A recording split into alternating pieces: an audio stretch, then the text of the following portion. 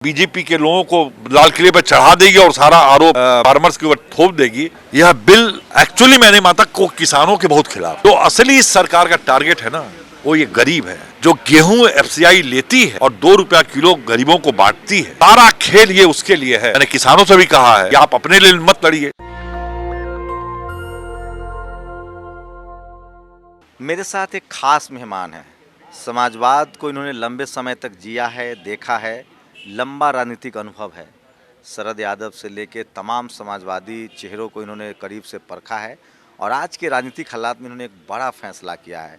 किसान आंदोलन से जो एक बड़ी लहर उत्पन्न हुई है, तो इन्होंने अब अपना अगला सफ़र मराठा क्षत्रप किसानों के इस देश में अब बड़े नेता शरद पवार साहब को पार्टी एनसीपी ज्वाइन की है। क्या होगी अरुण श्रीवास्तव की आगे की रणनीति? बिहार से आते हैं, समाजवाद के बड़े चेहरे रहे हैं, बड़े रणनीति बनाई है, उतार चढ़ाव देखा है राजनीति को, तो इन तमाम मुद्दों पर बात करेंगे। पहले तो सर, एनसीपी का रास्ता क्यों चुनाव, ये बताइए। देखिए, मैं 1973 में सोशलिस्ट पार्टी ज्वाइन किया था और जब सोशलिस्ट पार्टी जनता पार्टी मर्ज की तो मैं जनता पार्टी में रहा और उसमें युवा जनता में राष्ट्रीय महामंत्री के तौर पे सुबोध कांत सहाय के साथ, गौरी भैया के साथ और शरद यादव के साथ करीब 8 साल तक मैं युवा जनता में रहा। जनता पार्टी जब जनता दल में मर्ज की तो मैं जनता दल में आया। जनता दल जब टूटी तो मैं जनता दल यूनाइटेड में रहा। मैंने कभी पार्टी आज तक नहीं बदली और सभी बड़े नेताओं के साथ मेरे बहुत अच्छे रिश्ते रहे और मैं एक दिन भी खाली भी नहीं रहा। आज की तारीख में हमने जब नीतीश कुमार के साथ मेरे बड़े अच्छे रिश्ते थे, मैं जनरल सेक्रेटरी था, हमारी हमेशा उनसे राजनीतिक बातचीत होती रहती थी, लेकिन जो उन्होंने घटना घटी उनके साथ कि वो चले गए एनडीए में गठबंधन तोड़ करके, तो मुझे बहुत झटका लगा और मैंने अखबार में या प्रेस के लोगों को बोल दिया कि मेरा यह निर्णय, ये उनका व्यक्तिगत निर्णय है, पार्टी का निर्णय नहीं है। और उन्होंने मुझे पार्टी से निकाल दिया, जिसकी मैंने कभी कल्पना की नहीं थी कि मुझे भी कोई पार्टी से निकालेगा। जैसे कि मैं इस दफ्तर में जनता पार्टी के दफ्तर में या 7 जंतर मंतर रोड में मैं 1977 में आया तो अंत तक बैठा रहा। नीतीश कुमार गए आए और शरद यादव गए आए, मैं कभी कहीं नहीं गया। तो मैं उस समय शरद जी से मिला और अली अनवर साहब और वीरेंद्र कुमार जी से मिला और इन लोगों से मिल करके हम लोगों ने सोचा कि हम लोग लड़ेंगे, लेकिन कोर्ट में और इलेक्शन कमीशन ने कुछ हम लोगों को ऐसा नहीं रास्ता दिखाया कि हम लोग पार्टी पे कब्जा कर पाते। तो हमने लोकतांत्रिक जनता दल बनाई। जब लोकतांत्रिक जनता दल बना, उस समय ही उद्देश्य यह था कि देश के सामने बहुत बड़ी चुनौती है और सभी विपक्षी पार्टियों को एक करने का हम लोगों ने निर्णय लिया। और शरद जी को हमने पार्टी से अलग इसलिए रखा कि आप ये बड़ा काम करिए, हम लोग पार्टी बना लेंगे। और ये शरद जी कहते भी थे, प्रेस कॉन्फ्रेंस में भी उन्होंने कहा था कि पार्टी बनाने का ये करेंगे काम, हम ये काम करेंगे। लेकिन हम पार्टी बना नहीं पाए, बनाने की प्रक्रिया में ही थे। तब तक कुछ ऐसी गलतियां होती गई हमारी पार्टी की तरफ से कि हमारी पार्टी खड़ी नहीं हुई, जबकि जनता दल के सारे स्टेट प्रेसिडेंट हम लोग के साथ थे। इसके बावजूद भी हम पार्टी नहीं खड़ी कर पाए और इसी बीच में कोरोना आ गया, शरद जी का आरजेडी से जाके चुनाव लड़ जाना और अब बीमार पड़ जाना, तो पार्टी हमारी एकदम शिथिल हो गई, खड़ी हुई रह गई।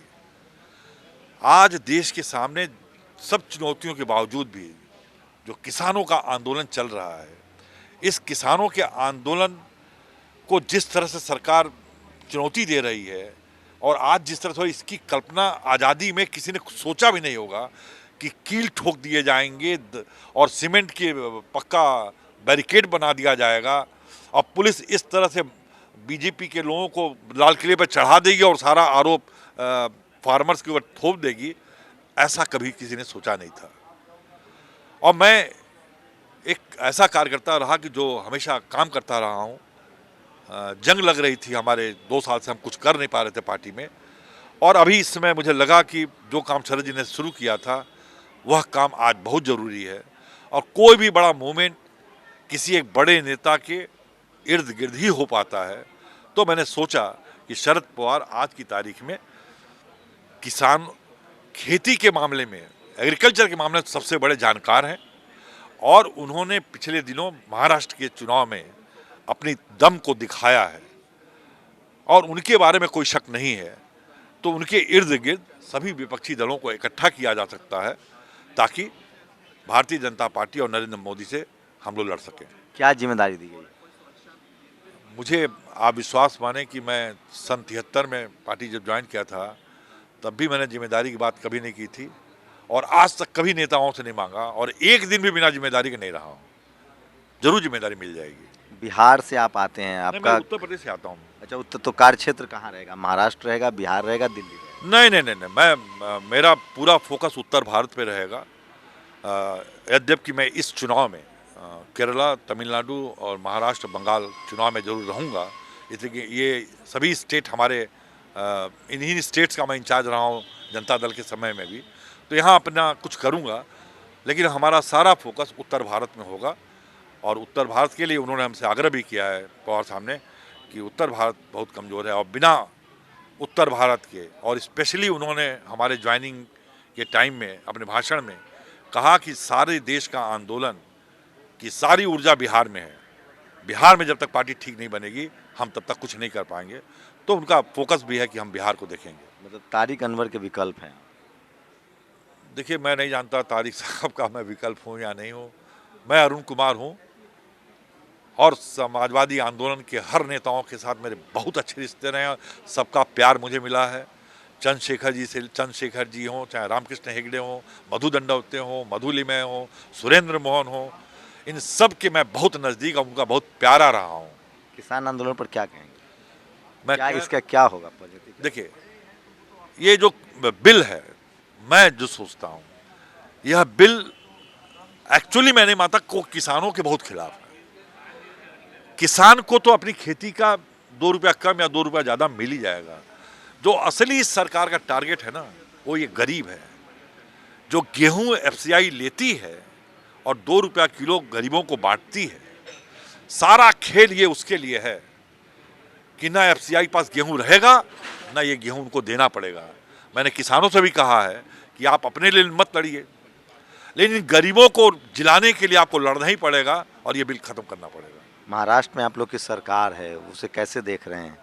देखिए, मैं अभी 2 दिन पहले तो अभी ज्वाइन किया हूँ। महाराष्ट्र में सरकार के हिस्सेदार हैं और वहाँ पे शरद पवार जी ने बहुत बड़ी रैली अभी किया था, करीब 50,000 लोगों की रैली तो किया आपकी है। क्या रणनीति रहेगी उत्तर भारत के लिए? आपका क्या रोड मैप रहेगा? आप क्या करने की योजना है? पहले तो संगठन, बिना संगठन के कुछ भी नहीं होता है। पहले हम अपनी पार्टी का संगठन बनाएंगे और इसमें जितनी छोटी छोटी पार्टियां हैं सबको जोड़ने का काम करेंगे और जो बड़ी पार्टियां होंगी उनके साथ एक गठबंधन बनाने का पूरा मैं प्रयास करूंगा शरद पवार जी के इर्द गिर्द। तो देखिए, ये अरुण श्रीवास्तव हैं, मैं खुद इनको जानता हूं और मैं फिर कह रहा हूं लगातार इनसे बातचीत करेंगे और समाजवादी राजनीति के बारे में इस देश के युवाओं को जानना बहुत ज़रूरी है कि राजनीति का जो सफ़र है वो कोई शॉर्टकट नहीं है, लंबा सफ़र है। और अब ऐसे नेताओं की बहुत कमी है जो ग्रास रूट से हों, जो जिनकी जड़ें गहरी हो और जो सचमुच डेमोक्रेसी का सम्मान करते हैं और जो भारत का संविधान है जिसमें समाजवाद की परिकल्पना है, उसको बचाने के लिए लड़ते रहे हैं। शुक्रिया सर, हमसे बात करने के लिए। धन्यवाद। शंभू कुमार सिंह, नेशनल दस्तक, दिल्ली। नेशनल दस्तक की आपसे गुजारिश है कि अगर इसको बचाना चाहते हैं तो नेशनल दस्तक को सब्सक्राइब करने के लिए रेड कलर के सब्सक्राइब बटन को दबाएं, फिर बेल आइकन की घंटी दबाएं। नेशनल दस्तक को बचाने के लिए बहुत जरूरी है कि हर खबर को शेयर करें, लाइक करें, कमेंट जरूर करें।